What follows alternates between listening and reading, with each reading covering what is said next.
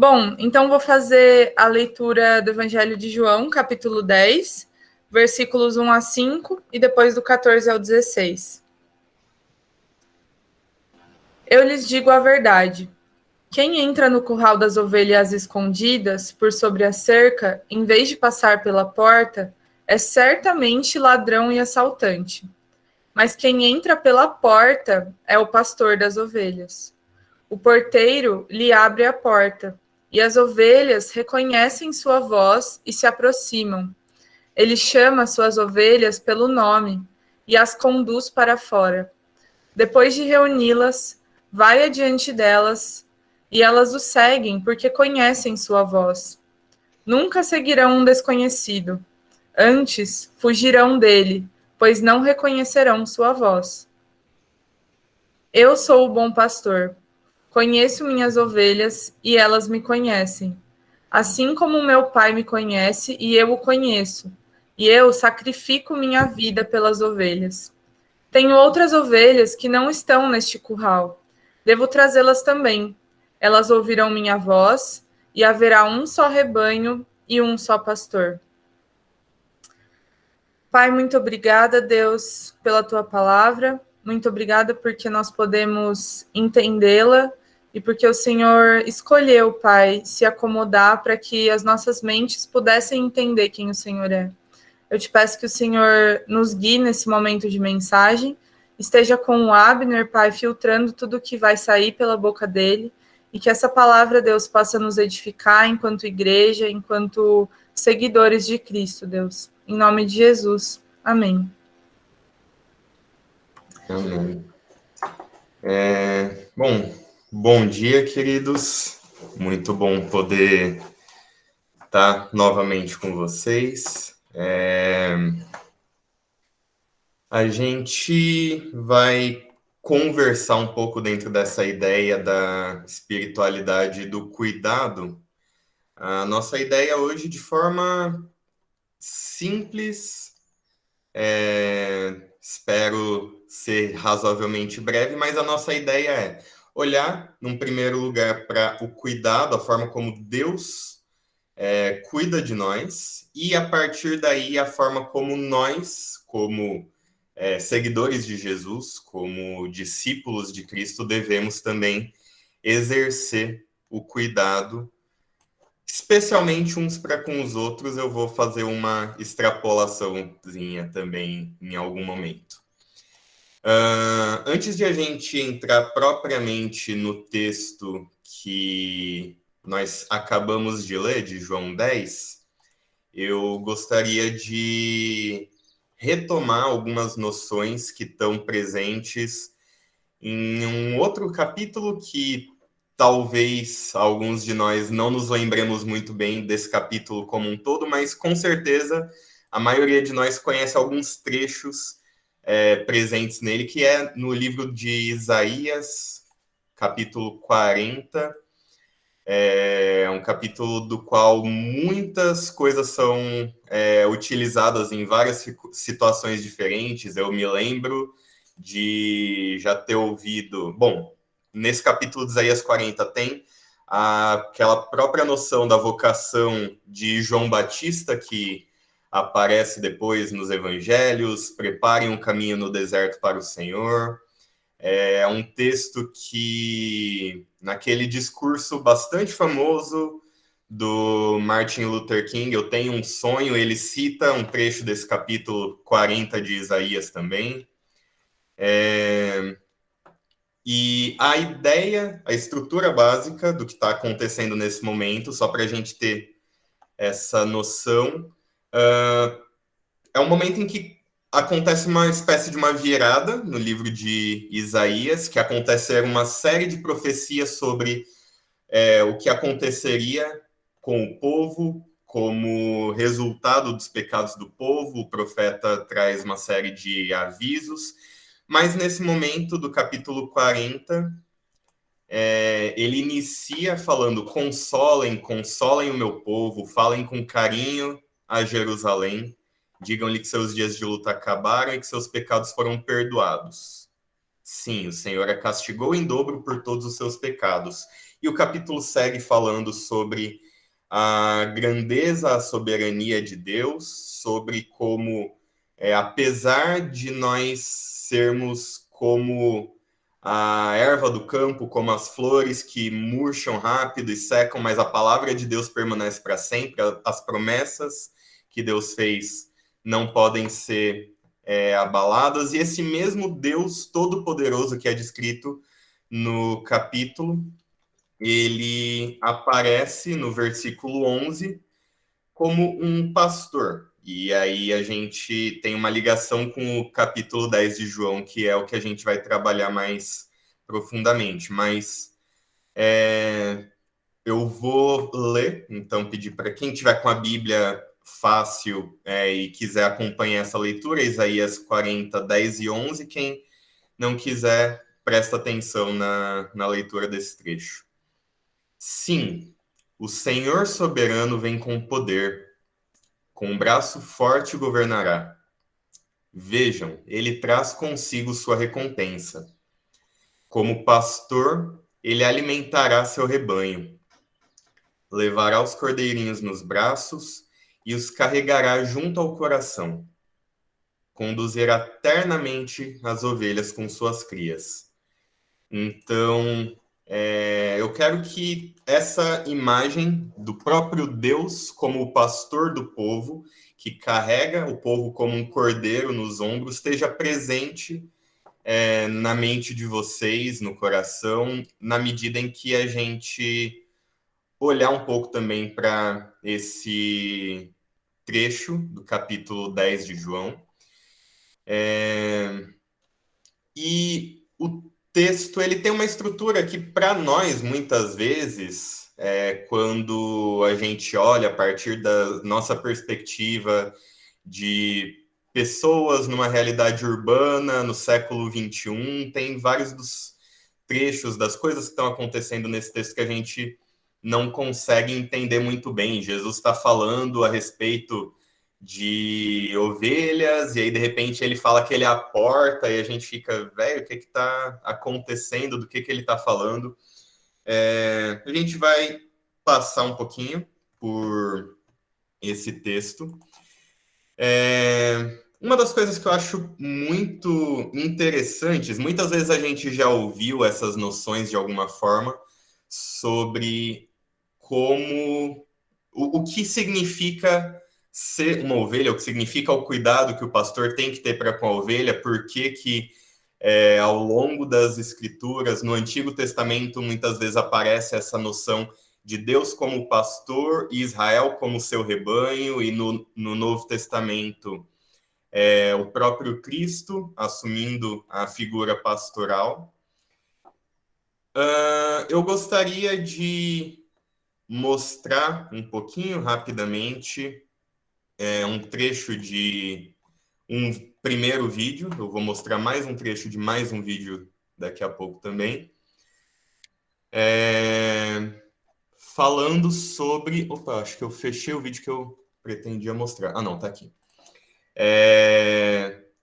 Sobre como que as ovelhas são essas criaturas cheias de energia, independentes, só que não, né?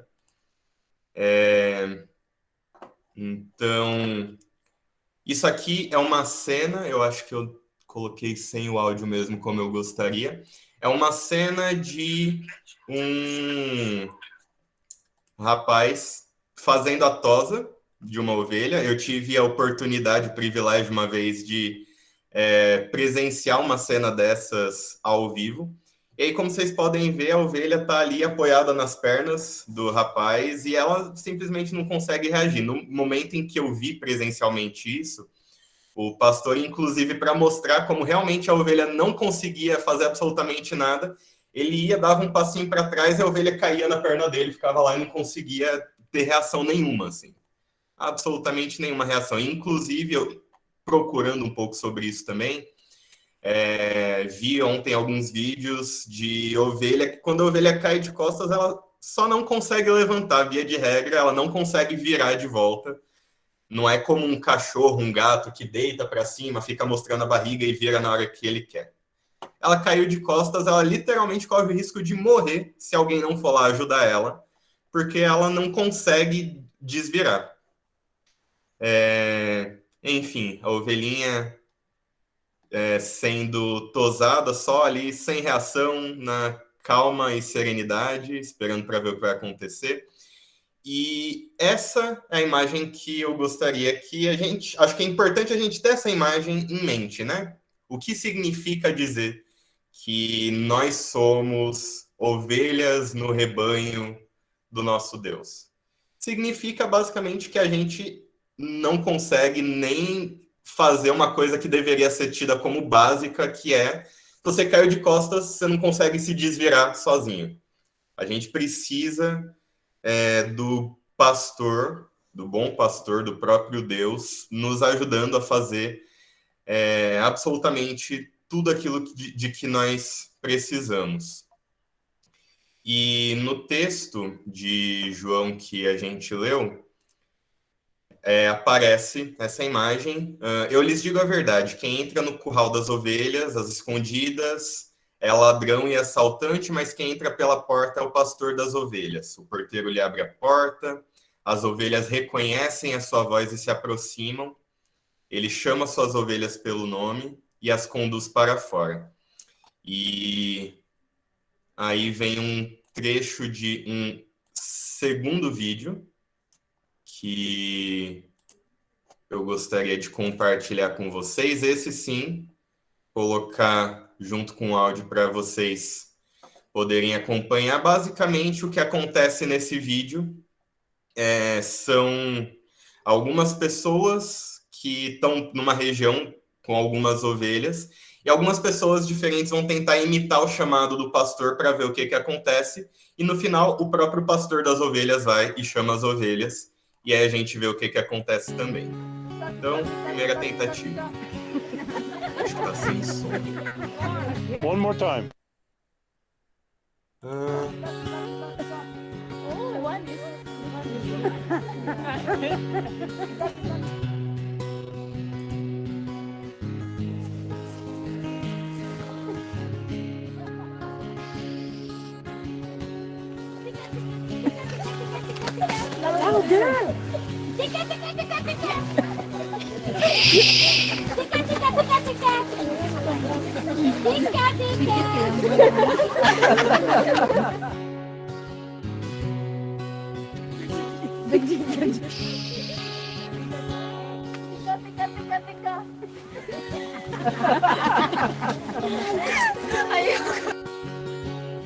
E agora o pastor mesmo chamando as ovelhas.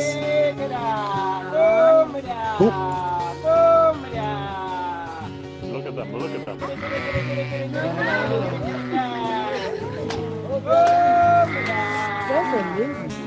A gente vê que elas começaram a olhar na direção dele. Oh my God!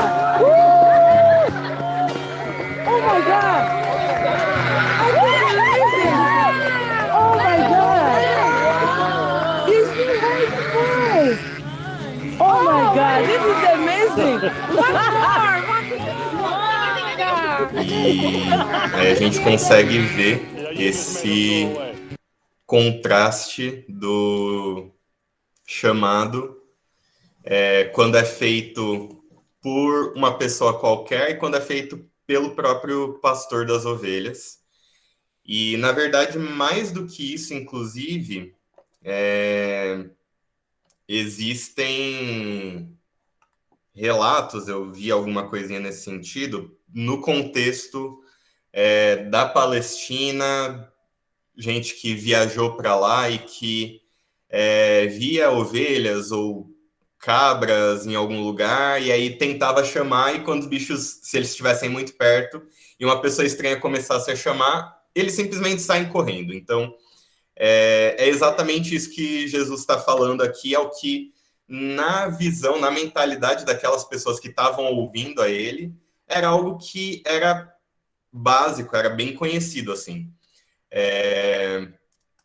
Quando ele, o pastor, chama as suas ovelhas pelo nome, ele as conduz para fora, depois de reuni-las, vai adiante delas e elas o seguem porque conhecem a sua voz. Nunca seguirão um desconhecido, antes fugirão dele, pois não reconhecem a sua voz.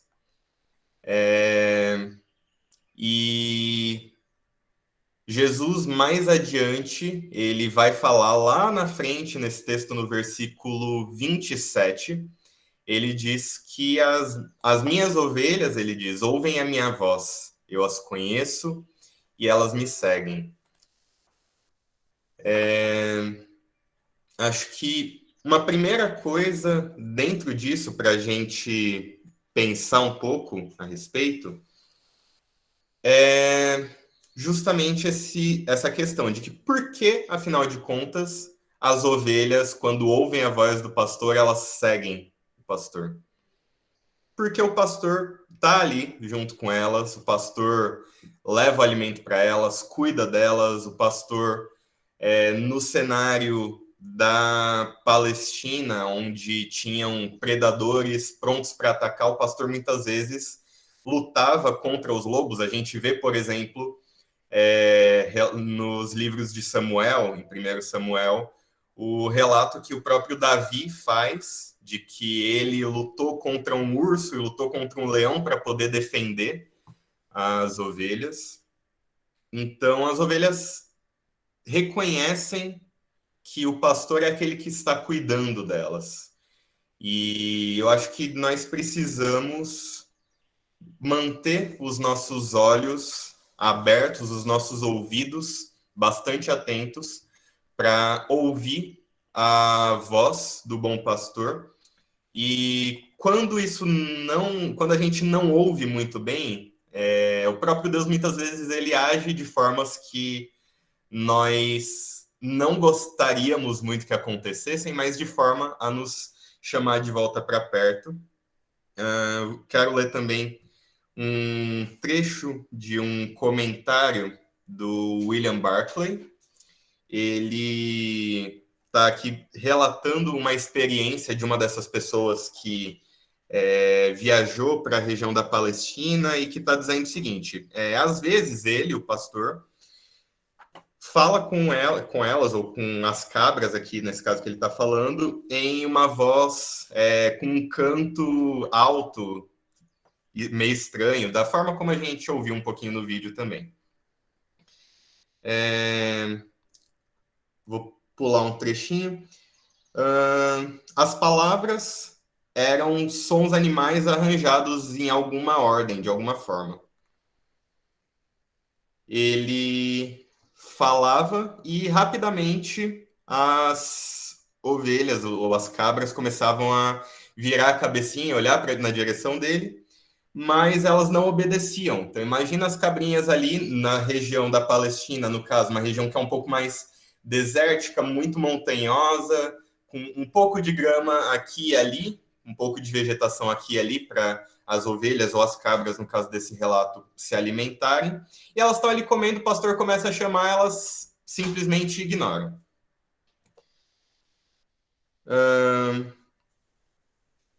Então, o pastor continuava chamando, com um certo chamado, e imediatamente uma das cabras, que era o líder do grupo, com o seu sininho balançando no pescoço, ouvia e ia em direção ao pastor, se aproximava do pastor. O homem, acompanhado por esse animal, então, andava e desaparecia atrás de uma rocha distante. Muito rapidamente, o pânico se espalhava pelo rebanho. Eles se esqueciam de comer. Eles olhavam pelo seu pastor e ele não estava em lugar algum para ser visto. Eles percebiam que o líder do grupo, com o sino no pescoço, não estava mais com eles. Então, à distância, ouvia-se o estranho chamado do pastor e, ao som desse chamado, todo o rebanho começava a correr na direção dessa região mais profunda e eles saltavam nas rochas atrás do pastor. Então a gente tem também essa cena muito interessante de que muitas vezes o pastor está chamando e as cabras, no caso desse relato, as ovelhas simplesmente ignoram porque estão ali fazendo uma coisa que é mais interessante naquele momento, estão comendo a graminha delas. E quantas vezes nós mesmos, na nossa vida, na forma como nós lidamos com as situações, a gente sabe que Deus está nos chamando para fazer as coisas de uma forma diferente daquilo que nós estamos fazendo, mas a gente decide ignorar porque o que a gente está fazendo é mais agradável, o que a gente está fazendo é melhor de fazer. Mas, assim como no caso do povo de Israel, no trecho que a gente conversou bem rapidamente de Isaías 40, que fala sobre esse castigo que é trazido para o povo, mas que é seguido por um consolo, nós devemos ter isso em mente também, de que quando o pastor desaparece, quando Deus nós chamamos por ele, olhamos ao redor e parecemos não conseguir enxergar a presença dele, na verdade é porque ele está nos chamando à distância, porque nós não demos ouvidos àquilo que ele falou para nós anteriormente, mas ele espera que nós respondamos ao chamado dele. E muitas vezes ele se utiliza desses momentos de dor, de sofrimento, de a gente olhar ao redor e não conseguir encontrar a saída para que nós nos aproximemos dele. E ele não faz isso como uma forma de crueldade ou de maldade, mas simplesmente porque ele sabe que é importante que nós sejamos conduzidos para outro lugar para o qual, muitas vezes, naquele momento, nós não queremos ir.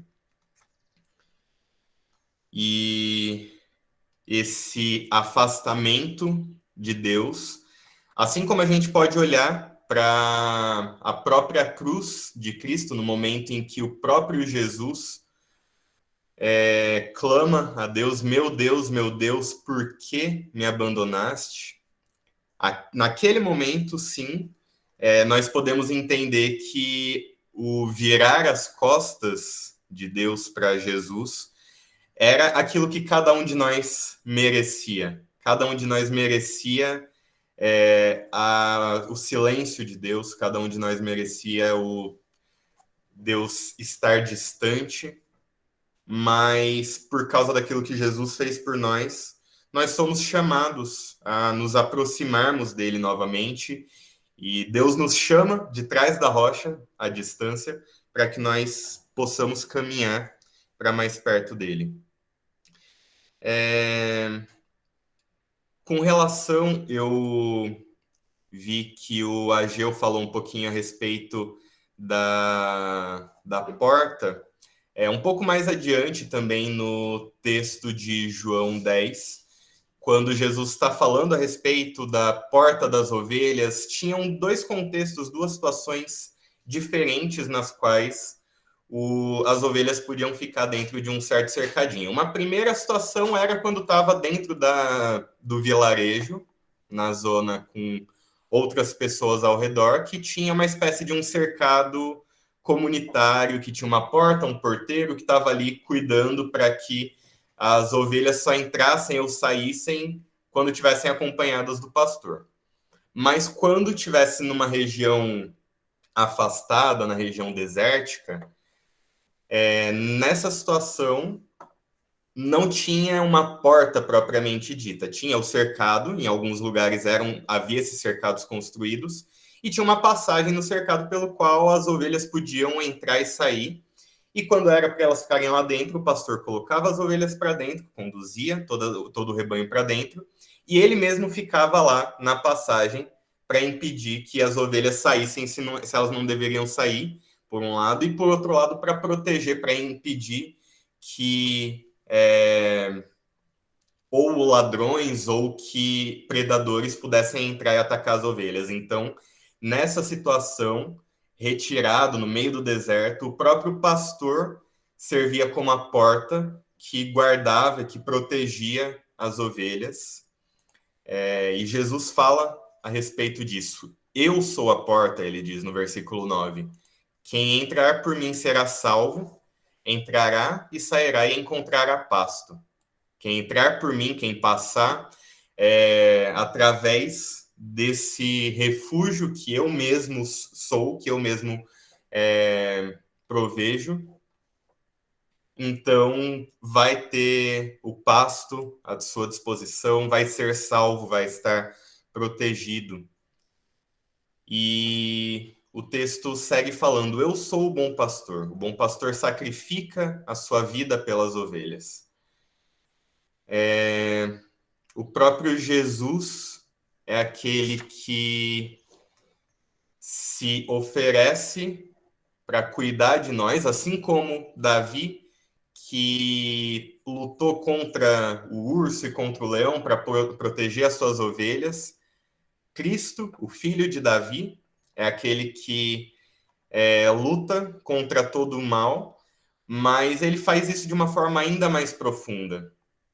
A imagem que nós temos nas Escrituras, que está presente em Isaías 53, quando fala a respeito do servo sofredor, que está presente também mais adiante em Apocalipse, é do próprio Cristo, o próprio pastor, assumindo a posição de cordeiro e se oferecendo para o abate, se oferecendo para tomar o nosso lugar naquilo que estava colocado diante de nós. Então, quando Jesus afirma que ele é o pastor que entrega a sua vida pelas ovelhas, é mais do que o simplesmente estar no meio do caminho para afastar o perigo ou qualquer coisa do tipo, mas ele assume sobre si aquilo que poderia nos ameaçar, aquilo que poderia nos fazer mal, nos causar dano. E com isso tudo em mente, eu quero voltar para o versículo 27 do capítulo 10 de João, quando Jesus fala: minhas ovelhas ouvem a minha voz, eu as conheço e elas me seguem. Seguir a Jesus significa, sim, ouvir a voz de Cristo, ouvir aquilo que ele tem para nós e seguir, ir aonde ele nos chama, independente de isso nos causar um desconforto imediato, independente de significar que a gente vai ter que parar de comer a grama que a gente estava comendo naquele momento e seguir pelas montanhas rochosas, mas significa também, assim como o próprio Jesus é aquele que oferece cuidado e que serve de porta dando abrigo para suas ovelhas, significa que nós, como seus seguidores, somos também chamados a seguir Jesus e a sermos imitadores de Cristo na vocação do cuidado. Assim como nós somos cuidados por Cristo, nós somos chamados, somos convocados a cuidar do nosso próximo, a cuidar das pessoas que estão ao nosso redor. Somos chamados a cuidar dos nossos irmãos, irmãs, daqueles que partilham da mesma fé que nós. Somos chamados a cuidar dos que estão fora, porque nós não conhecemos aqueles que são parte do rebanho de Cristo. Jesus fala no versículo 16, ele diz: tem outras ovelhas que não estão neste curral, devo trazê-las também.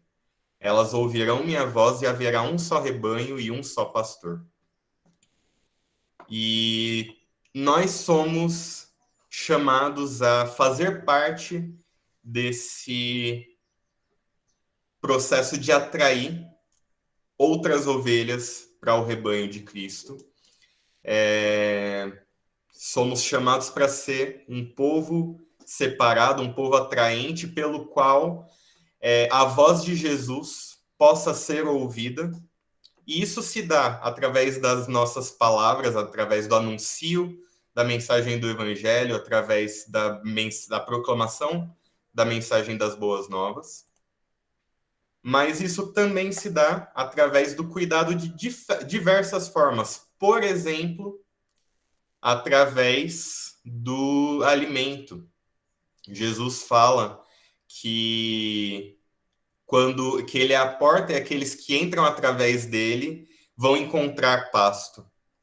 Nós somos chamados a prover não apenas a mensagem, não apenas a partilhar a mensagem do Evangelho, embora isso seja, de fato, aquilo que há de mais fundamental, sermos canais pelos quais a voz de Cristo possa ser ouvida, mas a voz de Cristo deve ser ouvida para que as pessoas se aproximem e tenham o alimento, e tenham o recurso, inclusive material, inclusive a grama para comer, inclusive o acesso aos recursos, aquilo que é básico, que é necessário à nossa subsistência, que é necessário a uma vida com dignidade.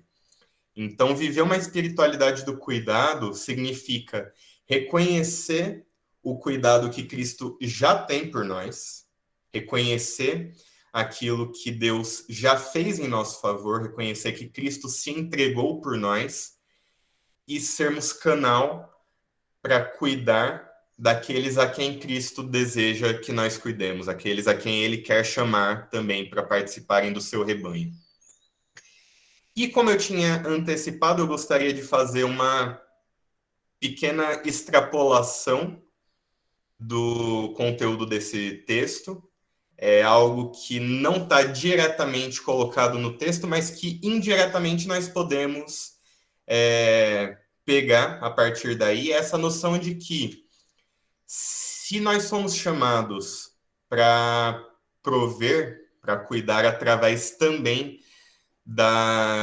de prover o alimento, de prover os recursos materiais, isso também significa que nós somos chamados a cuidar do mundo ao nosso redor, cuidar da realidade dessa criação na qual Deus nos colocou, porque, afinal de contas, se nós exploramos em excesso e olhamos para o mundo simplesmente como para a criação de Deus, como algum lugar do qual nós podemos extrair tudo aquilo de que nós precisamos e que nós queremos para satisfazer as nossas próprias necessidades, nós estamos, na verdade, danificando a criação de Deus e, dessa forma, nós estamos impedindo que, no longo prazo, haja aquilo que é necessário para o cuidado e para o sustento e para a dignidade dos nossos irmãos e irmãs, daqueles que são nossos concidadãos nesse mundo. Então, é uma pequena extrapolação do conteúdo dessa passagem específica, mas sim, nós somos chamados desde o relato da criação no Gênesis, quando Deus faz o homem e a mulher, ele os coloca no jardim para cuidarem, para cultivarem do jardim, para trabalharem em favor do desenvolvimento dessa criação, para alimento, como está presente também lá no texto de Gênesis. E tudo isso significa que uma espiritualidade do cuidado também precisa levar em consideração o cuidado com o mundo ao nosso redor.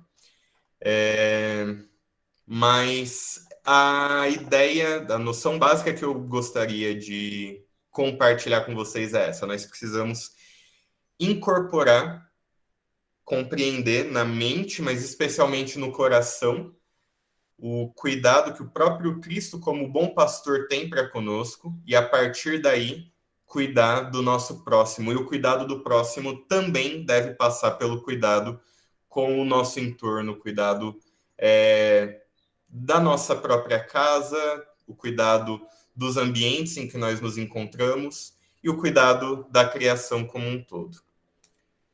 Que Deus nos abençoe e que o Senhor nos ensine a sermos cuidadores, a sermos copastores da criação e do rebanho que Ele tem, que Ele separou para si. Amém.